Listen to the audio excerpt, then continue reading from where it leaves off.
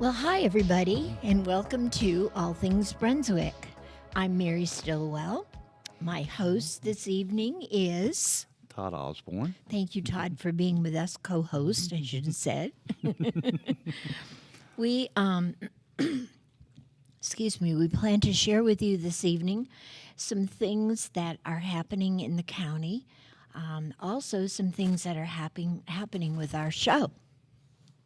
So I think probably I'll start out by telling you where you can tune in to watch the show. It is called All Things Brunswick. You will find a Facebook page and an Instagram page entitled All Things Brunswick. You can also go to YouTube under that name. And the big talker is whatever parts of that network are still out there, we're with them. And we also have an email address if you would like to write it down, and we would love to hear from you. Absolutely. Anything that you would like to see on the show, any type of feedback, we welcome it. Mm-hmm. And that email address is allthingsbrunswickcounty@gmail.com. Simple. And folks, I need you to know this is all brought to you by Coastal Carolina Network. We love these guys. TK and CB, you're the best. You rock.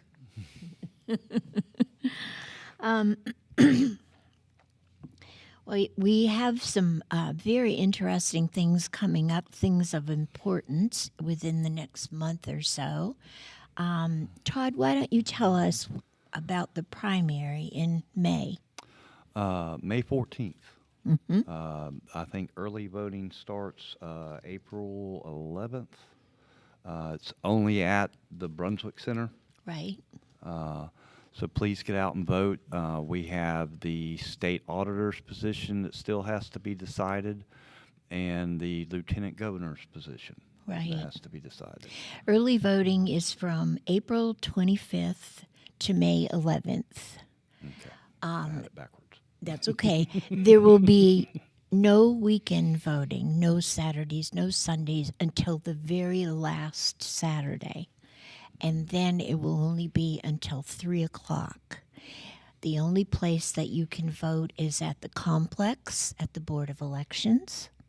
It's the only early voting space that they will have open. On May 14th, the actual voting day, every one of our polls, our municipalities will have every poll open. If you are from that municipality, on that day, you will have to vote there. You will not be allowed to vote anywhere else. And now this is a Republican primary. Exactly. There's not a Democratic primary this No. time, is it? No. Okay. Nope. And we have two candidates in each race on primary day. For lieutenant governor, we have Hal Weatherman and Jim O'Neill. If you would like to read up about them, if you go online under their name, I'm sure that they have a profile available. And for state auditor, we have David Bolick and Jack Clark. And the same thing applies to them. And I believe all four of them have pages on Facebook. So if you're on Facebook, you can look them up even easier there. You don't get tangled up in all the other stuff on the internet. Exactly. So how important do you think a primary is, Todd? Extremely. The races were so close that it's that necessary. Both races had multiple candidates, which can be an issue sometimes, and that's why we end up with these runoffs. Right. But yes, people definitely need to get out and vote. One of the stipulations with a specific candidate in a race that has many candidates is that they must receive a certain percentage of the vote. If that person who wins the actual primary does not receive that percentage, the second person who receives the most votes is the person who can request a primary. So that is what has happened here, and that is why we will be voting again on May 14th. And it's a vote. We definitely need to pay attention to who we're choosing. Sure. Especially the lieutenant governor's position, that has a lot to do with our educational system in our state. I think, I don't think people realize how instrumental that person is in our Board of Education. And that seems to be a major conflict at this time. Oh, yeah. Our school boards are catching heck from parents, and unfortunately, sometimes they don't always have the guidance they need. So we need to make sure we keep the right people in there. We need to be teaching our children how to succeed, not other issues. Right. I agree. You can say, you're so cautious. I'm trying to be polite. That's okay. But, I mean, there's just some things that are better left at home. Yeah. I'll put it that way. You look at other countries, and just like with TikTok, in China, the children there, it's all educational. There's no social interaction on them. It's all educational. Right. And we used to be that way in this country, and we've kind of moved away from it. And we used to call it the 3 R's. Exactly. I like the new term STEM. Science, technology, engineering, and math. We need to get heavier into that. Yes, And I I agree. think that needs to be our primary focus. But voting for the proper person for lieutenant governor helps guide us in making that happen. You're absolutely right. I think that's a plus. Our schools, unfortunately, have changed considerably, of course, since I've gone and you've gone. Maybe it's more difficult for us to agree to what they're doing because of that. But nevertheless, if you look at statistics, you will find we have a lot of children that are not learning. And I know of some young people at this point that will not graduate this year. And that is very sad. Extremely. Yeah. I've seen where kids are going into college and going into the military and all, and they have no clue how to use a debit card. Or write a check. Yeah. Or balance a checkbook. What is that? I had this young lady say to me, "What is that?" Yeah, the bank does it for me. Well, Yeah, if that right. hasn't hit yet, it hasn't. It makes me wonder what they're teaching. I mean, I'm not trying to rain on the teachers at all, because I know they work very, very hard. And I know some teachers that are just awesome because their main concern are those students. But is it possible that they have a curriculum that they must follow?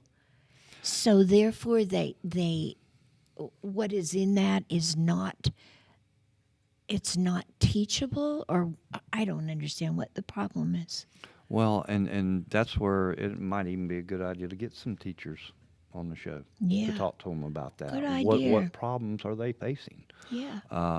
I do know that some of them, the curriculums are so specific, but the thing is teachers used to, if they realized a student was falling behind, they could change things a little bit.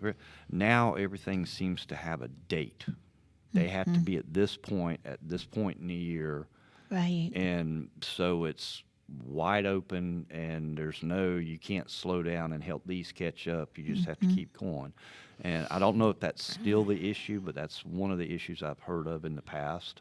When I say the past 5-10 years, COVID kind of really messed things up terribly. Yeah.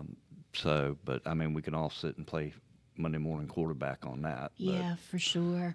It's created problems, and I don't think anyone has truly grasped the best way to handle it and to recover from it. I think the teachers are trying. I also think that the teachers sometimes their hands are tied. Yes, absolutely. And And I have to say, I'm going to give recognition to some teachers at South Brunswick, and I'm not going to do names, but I have to tell you, for those of you that are concerned with the student and give them the opportunity to make up and get graded for it, I think that is a plus. I think that is the most wonderful thing that you could do for that child. Because it takes a while, I think, for a student to realize that I've got to do this. And then it's very scary, because then that student says, oh my gosh, if I don't do this, I'm not going to graduate. And I know of at least 2 teachers at South Brunswick that are awesome, because they have given these kids the opportunity to make up what they missed, and then they will grade them accordingly with no regard to being late. And I think that's wonderful. I'd be curious to find out too if maybe because the way the curriculums are lined up, if that might be part of the problem, is the teacher can't slow down during the process and help them along the way. It could so be. they don't have to get to that point Right. where they have to make Yeah. it up. And And I'd you're be right, curious. Todd, because I have heard kids say, I didn't get the help I needed because everything is so busy. So, I don't know what the answer is, and I know that there are a whole lot of problems. I'm very concerned with the schools. I have babies in schools too, and it bothers me. So, but I think that I think we both agree that it's very important that we have the right lieutenant governor in place, Absolutely. so that he can look at this problem and respond to it. I have to agree. We got to get it right. We're so far behind the curve now with educating our children that if we don't start stepping up and making changes, the rest of the world's going to leave us behind. Yes.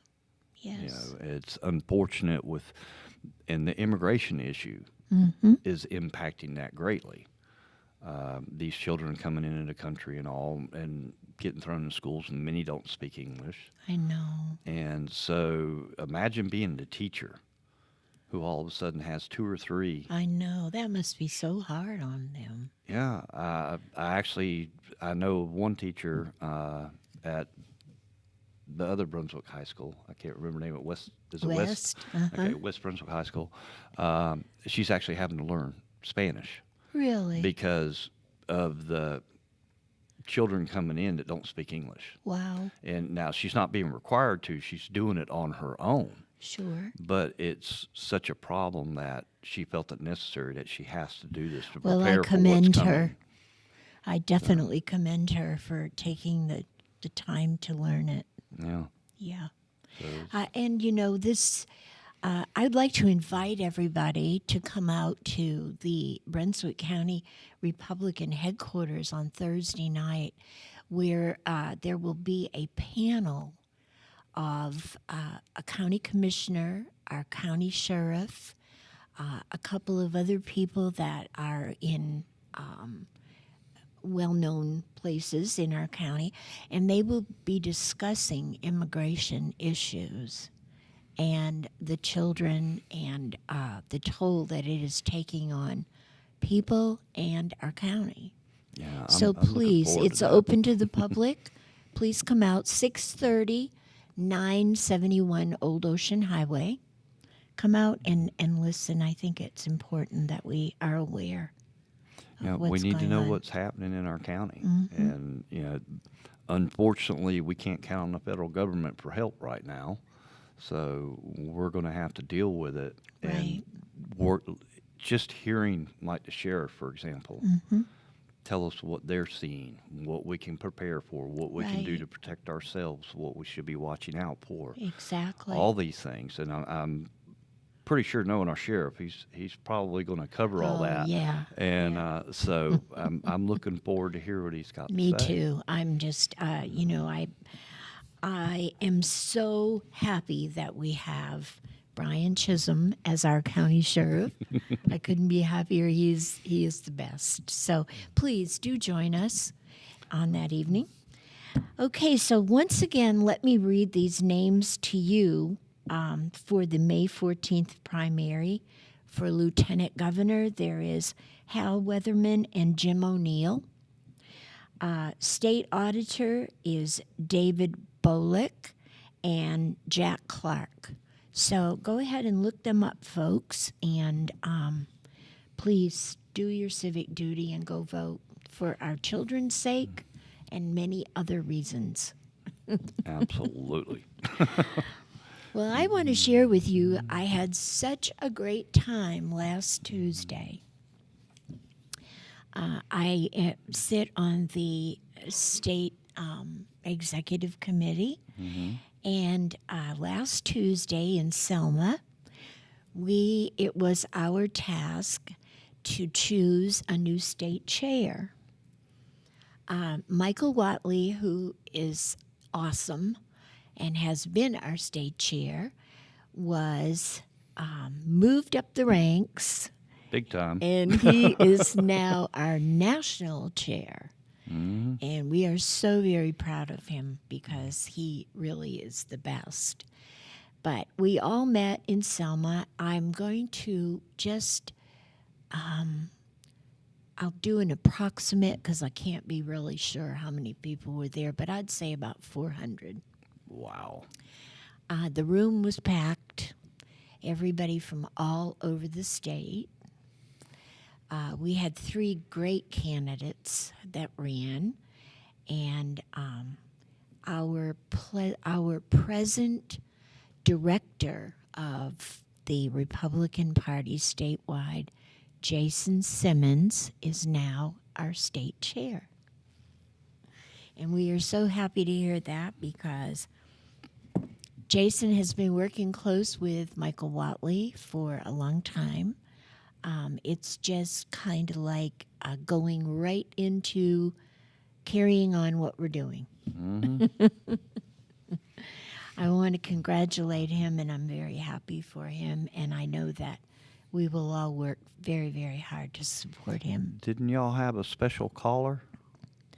Oh, yes. And during, Michael Watley attended, and during the meeting on that evening, Mr. Watley had a special call from a gentleman who was supporting Jason Simmons, and he called to wish everybody good luck, and his name is Donald Trump.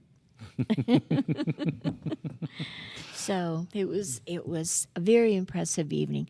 I think I enjoyed watching the process because I've been to state convention when we have elected a chair and a vice chair, et cetera, et cetera. But this was a different kind of a process I have never been involved in. And it was very interesting. I bet it was. It was very, very interesting. It's very important to choose the right person. And we voted by paper ballot, okay? No hanging chads, right? Each candidate had a few minutes to talk to the crowd. We also had some folks that nominated them, and they were allowed a few minutes to let everybody know why they nominated that person and why they should vote for him. And then we, after the vote, when the tellers take the votes in the back to count, each candidate has an individual that he trusts to go back in to watch the counting. Right. And I just when I hear that or see something like that, it's like it is such a democratic process, and it's such a great country that we live in. So I had a great time. I learned a lot, and it was a wonderful evening. Got to see a lot of friends I haven't seen, and so. If you are not affiliated with the party, I suggest you do so. I really do. I mean, it's just awesome. I had to share that with you. And by the way, our vice chair is still Susan Mills, and she's wonderful. Susan is a teacher. She is very, very good at her job, and she loves teaching. And she is doing an excellent job as our vice chair as well. So kudos to her. And she doesn't slow down either. Not at all, no. And to Jason, and we wish you the very best, Jason. So what else have we got? What are Well, we working on for Todd and I future talked. shows? Todd and I talked yesterday a little bit about all things Brunswick. For those of you who aren't aware, Todd came to the show a month ago. Yeah, a little over. Yep. And I have asked him if he would like to co-chair with me, and he agreed, and I'm thrilled. So you'll be seeing his face. But I think before we go any further, we'd like to hear a little bit about you. Oh, really? Yeah. You don't want to lose the audience that No, quick, do you? we want to tell the audience a little bit about you, Todd. I'm North Carolina born and raised. Spent most of my life at Fort Bragg. My wife and I decided that we wanted to retire to Brunswick County. And so we bought a place here about 3.5 years ago, and I've been renovating it ever since, waiting for her to retire. And but since I got here, I was very involved. I've spent over 30 years working with town government in Hope Mills and with the county, Cumberland County, trying to help resolve issues and solve problems, preferably before they became problems. Right. And when I moved down here, I did the same thing with City of BSL. And I've been helping them with that and trying to work some with the county now to try to resolve some of the issues that are in our county. How long have you been retired, and what did you retire from? I retired from North Carolina Department of Transportation. I retired in 2012. Okay. So, been a little while. Yeah. But when they say you retired, you got time to do whatever you want to do, that dog don't No. hunt. I can swear to that. When you have a wife and children and grandchildren, and Sure. they all have a to-do list. I tell everyone, most guys have a to-do list. I have a to-do novel. And so, Yeah, but just trying to help make our community better. that's great. I don't care what town you live in, what county you live in, you've got issues. And it takes citizens stepping up. If you think you're going to elect someone to office who has all the answers, Wrong. you're dreaming. It's not going to happen. Wrong. Most of the best leaders that I found were the people that talked to everyone else. Okay, give me what you've got on this. Right. And somewhere in the middle is where you find the best solutions. Unfortunately, with the divisiveness of our country, people tend to talk at each other instead of to each other. Yes, they do. And if we can get back to talking to each other, even on issues where we are polar opposites, we can work together and come to the middle and find better solutions. Exactly. And this is one of the things that impressed me about Todd, folks. He is the person that wants to hear both sides. He is the person who really wants to talk with you, not at you. And I, for one, am very happy you're here and you're going to make a great co-host. So thank you so much for coming. I'll try not to let you down. Oh, I know you won't. And on that note, we're going to take a break and pay some bills. We will be right back.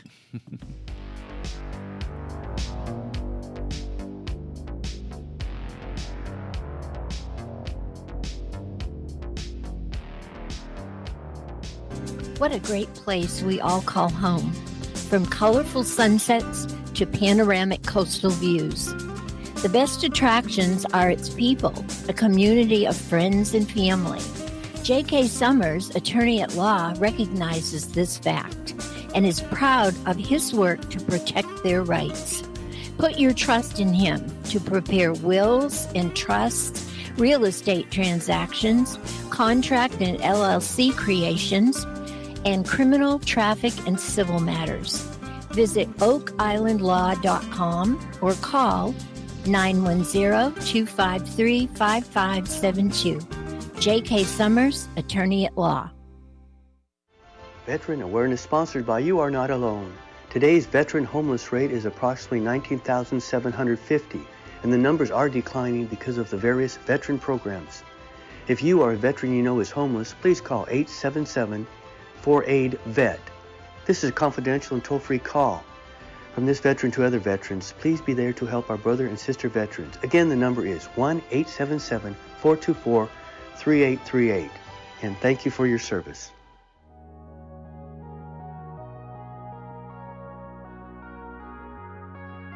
Welcome back, folks, to All Things Brunswick.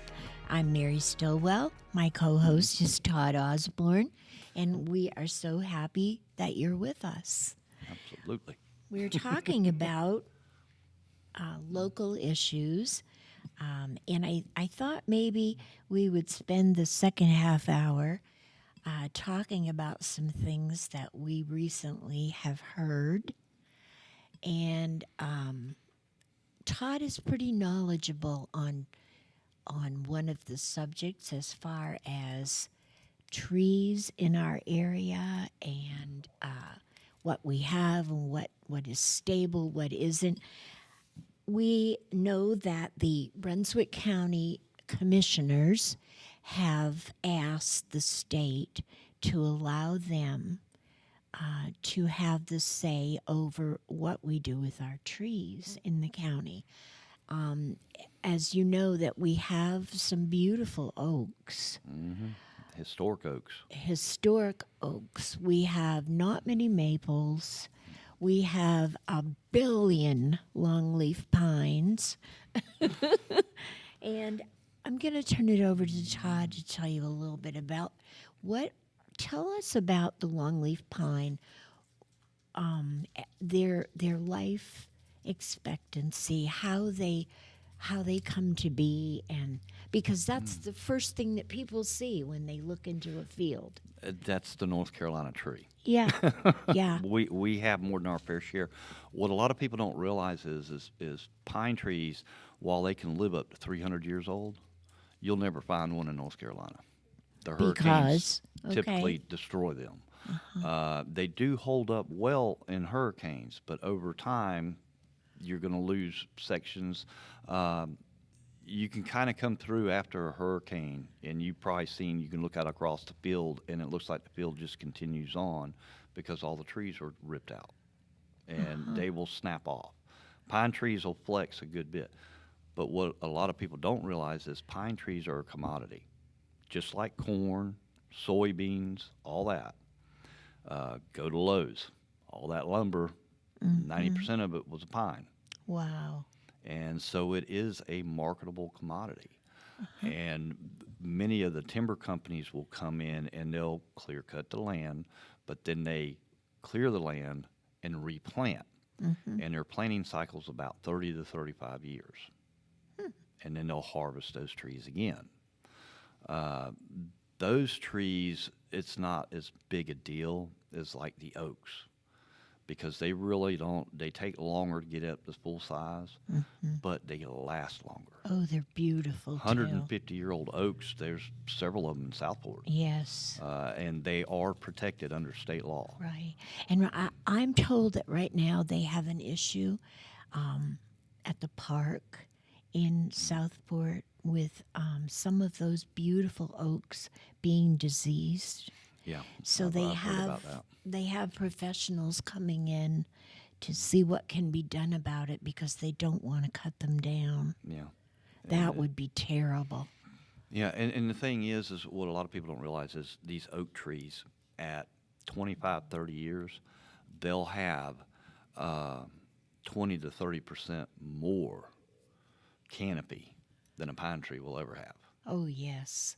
And so a lot of people are like, let's not clear cut. I understand that urge to stop the clear cutting.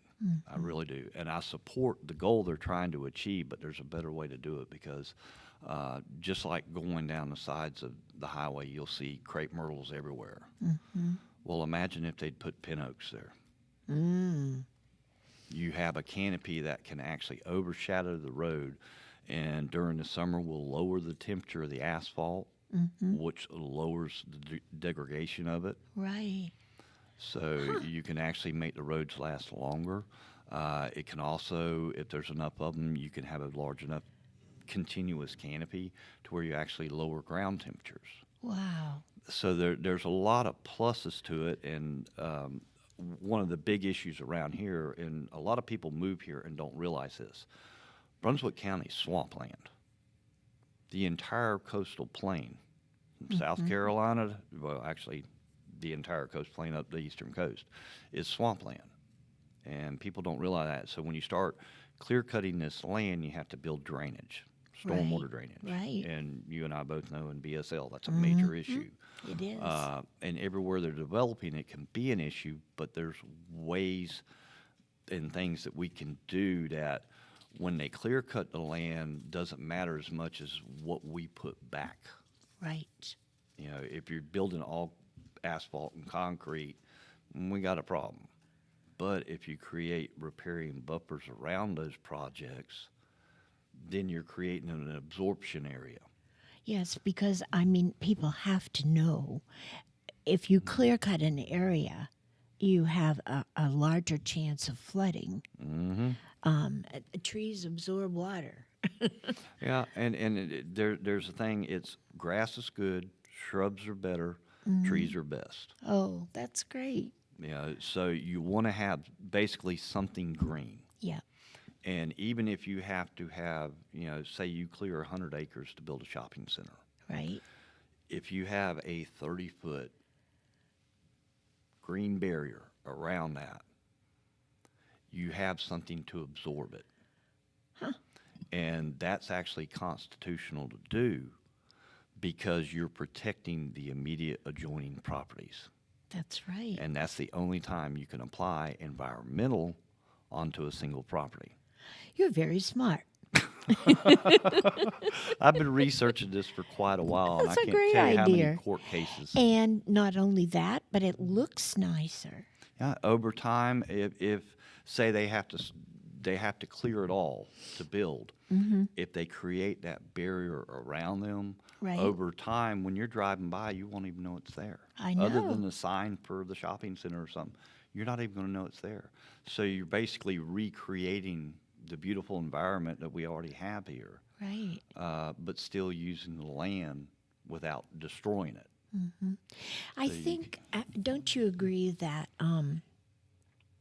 maybe prior to 2012, we had a big boom of building and carrying on. Mm-hmm. And I think it's gotten, you know, predominantly bigger as the years go by after COVID, and then we just went right back into it, only at a larger scale. And I believe that prior to that, when people went in to build a home, say a single family home, okay, I don't think that their thought was, it's okay, I don't have to save any of these trees because this is where my house is going to be. And I don't think they were thinking at that time about flooding or shade Or that they're living in swampland. right, any of that stuff. They cleared the area, they cleared that piece of property and built their house. Well, we've come to a point after all these years that it is not just a house, it is many, 100, many, 200 many houses. houses. So it's actually, that has made a difference because people are realizing that The problems they're creating. exactly Yeah. because of the influx of people coming and wanting new homes, et cetera, et cetera. But I think that they are now realizing that you can't cut all those trees down and not have a flooding issue. But up until that point, it wasn't a big problem. Yeah, because you weren't doing such large sections Right. of land.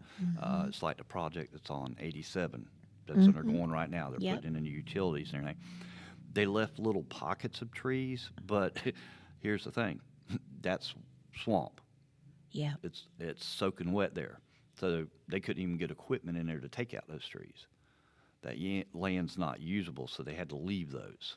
And that's good, but if they'd have taken that development and left the barrier all the way around it, Right. that would have given the whole of the property an absorption area. Yeah. But also, typically people plant trees in their yards. Sure. They want what they want where they want it. Right. And I understand that because, and we have a constitutional right to use our land, as the Supreme Court has ruled, in a manner that is common, normal, and reasonable. Right. So, like for myself, example, when I built my fence, I had to take out several pines, but I replanted 16 trees along my fence line. Okay. So it'll look, when the trees are more mature, it'll look kind of like a Kentucky horse ranch Nice. because it's a wooden fence and it'll have the nice trees Sure. shading over it and all. But that's creating a riparian buffer between my yard and my neighbor's, Right. which his is all grass. He doesn't have any trees. His house was built about 15, 20 years ago. Yeah.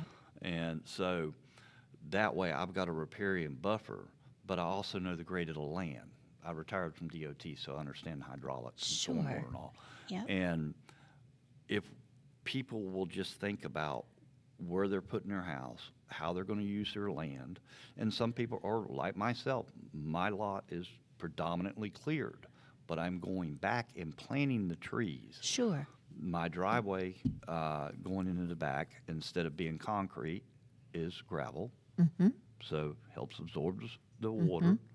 And because I want to help control that runoff. Right. Stormwater, people don't realize just how bad stormwater runoff is Oh, to our yeah. community, the degradation of the roads. Come to BSL when we have a huge rainstorm. We will take you and show you. You can go down 87 through BSL right now, and there's some of the ditches you can go swimming in. Yes. I Yep. mean, they're still full of water, and Yeah. it's been, what, a week since the last storm? Yep. And we're about to have another one, so I know that, and I'm sure it's the same in other municipalities, but there are several lots in our city that will not perk unless you spend a great deal of money and haul in some dirt. And then the county has an ordinance where you can't raise the level of the land Right. more than, 6 inches or 8 inches? Yep. And so if you have to do a 2-foot rise to have a septic tank, You're in trouble. yeah.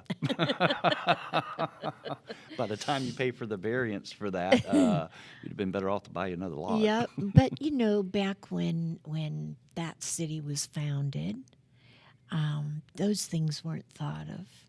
We didn't have ordinances then. They didn't worry about that stuff. I know that there are some housing, areas of houses that really don't even have a setback between them. There's no place for a fire truck to drive in, which Yeah. is now a law. But, these places grandfathered into whatever because of the fact they were built back then, and they're not going to make them tear them down. Yep. So, but when you think about that and the fact that we have an overwhelming population now and growing daily, these things have come to light, and we've got to consider them. And that was one of the things this past weekend. We were coming back from South Carolina, and just coming up 17 through Brunswick County, counted 14 significant housing developments being Right. built. Yeah. That's a problem, and it's something that needs to be addressed and done so quickly. Yeah. But there are ways to do it to where we can use the land, just not destroy it. Right. And I think part of the problem is with people talking at each other instead of talking to each other. It's my way or no way, and that's just not realistic. Right. We have property rights we have to consider, and you can do so in a manner that you can create these barriers around and have the beauty of Brunswick County that we want, and still let people use their land. Right, because it is beautiful.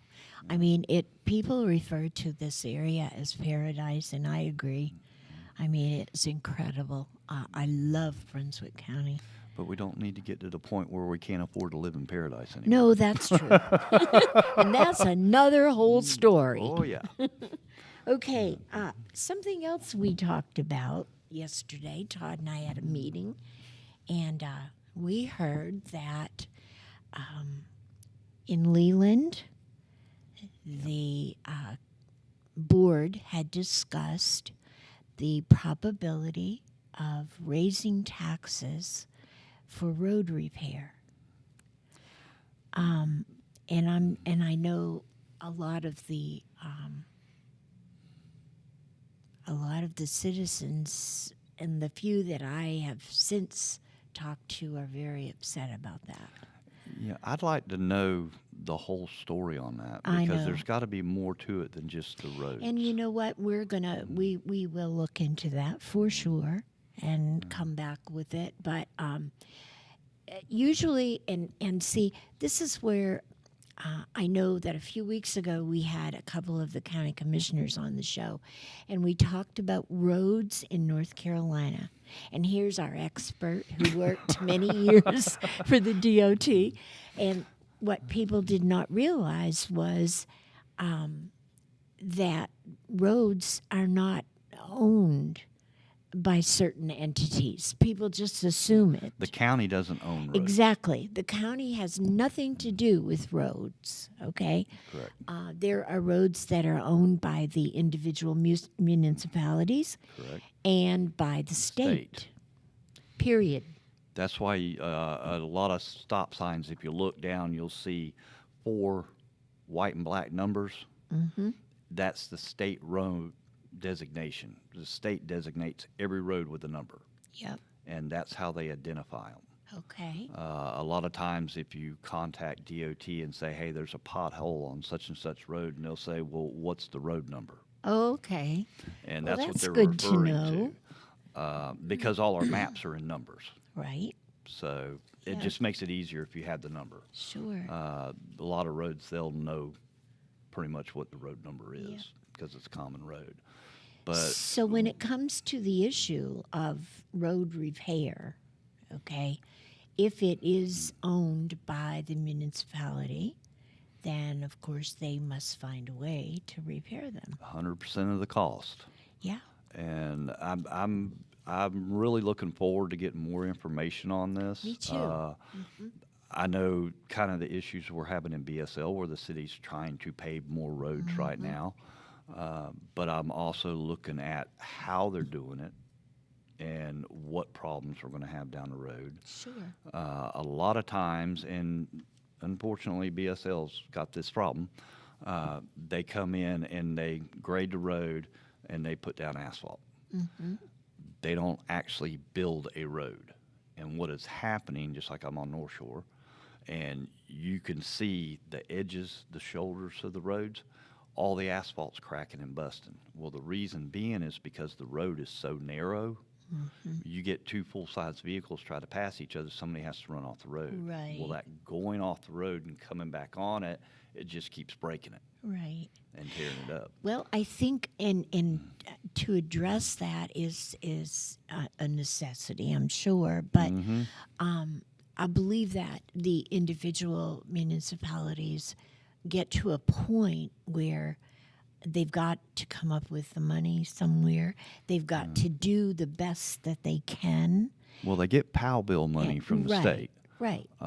For a percentage of that maintenance. Yes, and they but have to come up with the rest. Very seldom covers much. Yeah.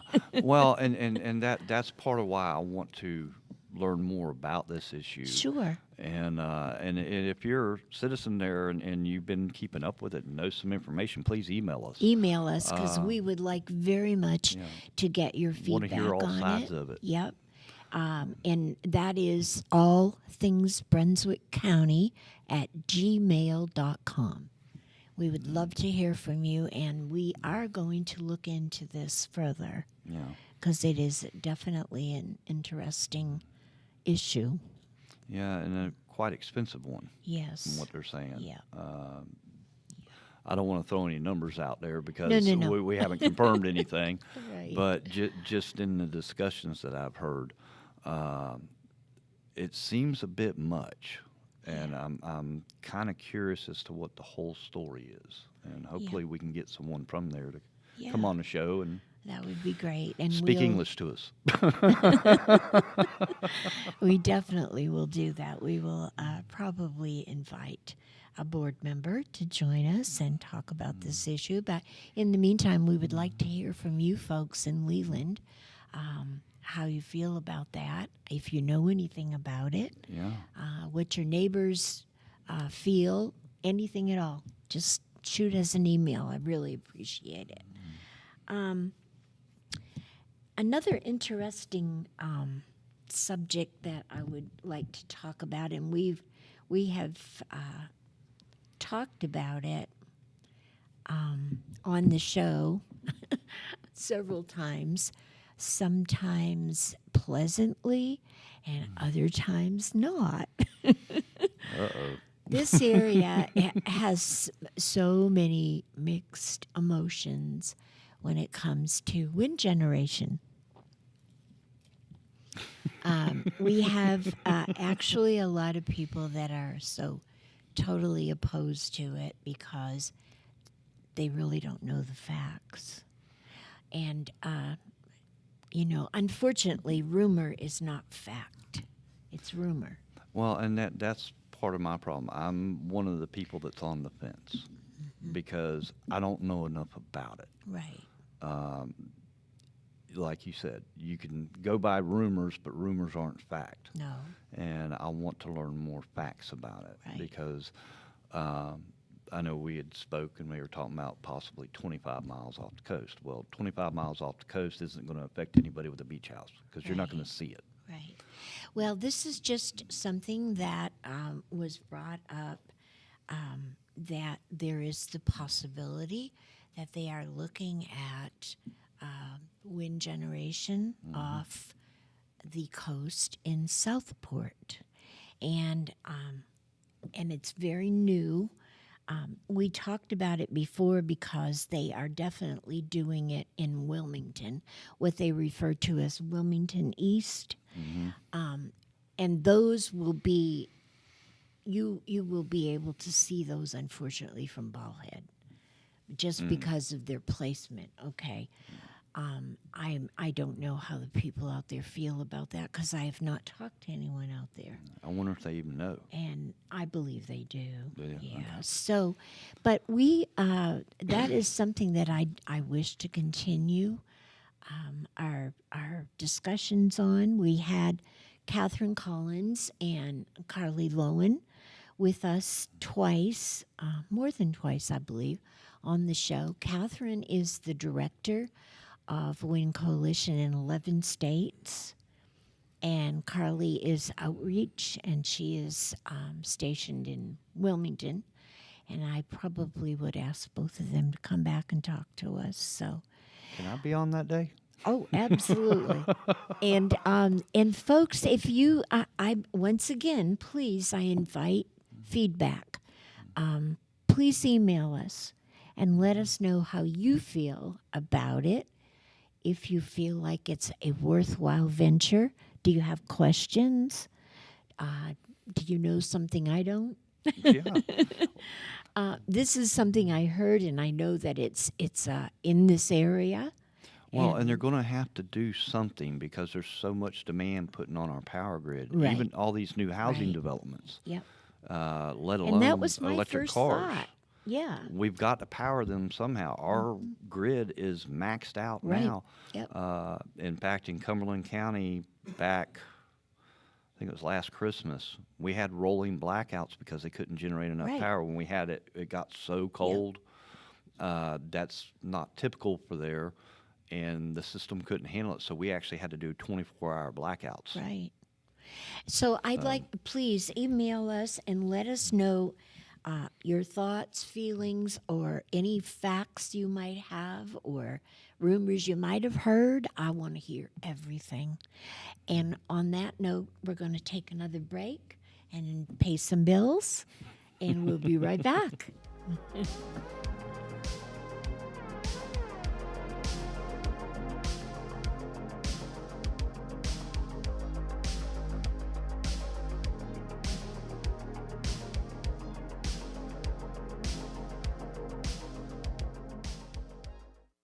What a great place we all call home. From colorful sunsets to panoramic coastal views. The best attractions are its people, a community of friends and family. J.K. Summers, attorney at law, recognizes this fact and is proud of his work to protect their rights. Put your trust in him to prepare wills and trusts, real estate transactions, contract and LLC creations, and criminal, traffic, and civil matters. Visit oakislandlaw.com or call 910-253-5572. J.K. Summers, attorney at law. Veteran Awareness sponsored by You Are Not Alone. Today's veteran homeless rate is approximately 19,750, and the numbers are declining because of the various veteran programs. If you are a veteran you know is homeless, please call 877-4AID-VET. This is a confidential and toll-free call. From this veteran to other veterans, please be there to help our brother and sister veterans. Again, the number is 1-877-424-3838. And thank you for your service.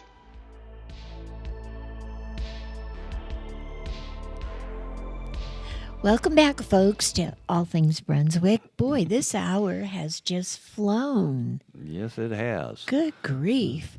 We have a few more minutes to talk about some things, and I think before I go any further, I don't want you to forget about my co-host, Todd Osborne, and you have given us a lot of great information today, and I thank you very much for that.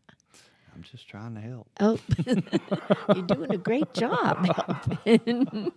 I mean, we've got a lot of issues in our county, and issues that you and I aren't even aware of. Right. And depending, because, you know, we're up in BSL Southport area, so Yeah. we don't really see what's going on in Casual and Calabash and Right. Ocean Isle and all. Yeah. So it's really important, if you have an issue in your part of the county, please email us. Oh, please. And let us know about it. Yes. So we can get with the people and the representatives in that area to find out what we can do to help. Yeah, we would like to share anything that you wish to have us share with the county. Yeah. We are actually, the show kind of reaches out a little bit beyond the county as well. So, but the show is All Things Brunswick. So anything that pertains to this county is what we want to share with all of you. And keep in mind, issues that may only be occurring in your town, Calabash or wherever, eventually it's probably going to happen in the other towns. Well, they're still important. So we Yeah. need to know about those, because these things, they spread like wildfire. Yep. And we need to be better prepared and get the right people to talk to, so we get Absolutely. the accurate information. Yep.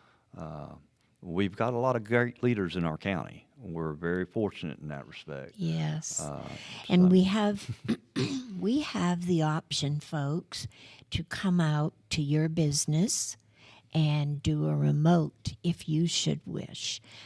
We'd love to do that. We are always looking for sponsors. We have a very fair sponsor package. Your particular ad would show many times in the course of a day, and obviously during the show every Tuesday. So if you are interested in something like that, please email me and I'll get in touch with you right away. And then if you would like to do a remote from your business, we would be happy to do that. That would be awesome. I Can we know. get lunch? Well, maybe it'll be a great restaurant. Yeah. Yes, because we're circumventing what we used to do in all things Brunswick and changing a lot of it to suit you, because you are the most important thing to our show.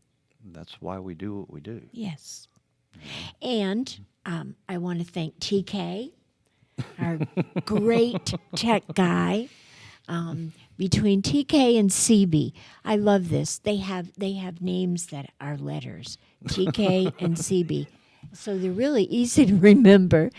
These guys are great. They rock. Trust me. They know their business. They are Coastal Carolina Network. We love them.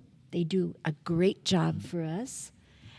So please, I'd like to hear from anybody and everybody. Let us know what you think. Yeah, because, I mean, there's things going on, and we might be able to get a hold of the right person to talk to help resolve them. Sure. We got some great county commissioners, and whether you're in Oak Island or BSL or Calabash or wherever, we got great leaders in those towns too. Yes. And Yep. they are more than glad to help and speak up and get involved. So, and that's what we need. We need you to get involved. Oh, Give us absolutely. the information. I believe that things progress and happen in the right way when we get everybody concerned involved in the Yep. project. So, and how much time we got, TK? Oh my gosh, we're going to have to say goodbye. I can't believe it. The hour went whoosh. Well, thanks for having me. Thank you, Todd. Thank you for joining me in this quest, and I look forward to doing many more shows with you. That would be nice. Yes. Please join us next Tuesday again at 6 o'clock. In the meantime, I'm going to check my email. I hope to hear from a lot of you. It is, once again, all things Brunswick County at gmail.com. And I'm looking forward to the responses. I mean, seriously, I want to see what people have to say, what they Yeah. see as concerns. absolutely. So. Thank you, folks. Have a good night, and thanks for joining us. Night, y'all.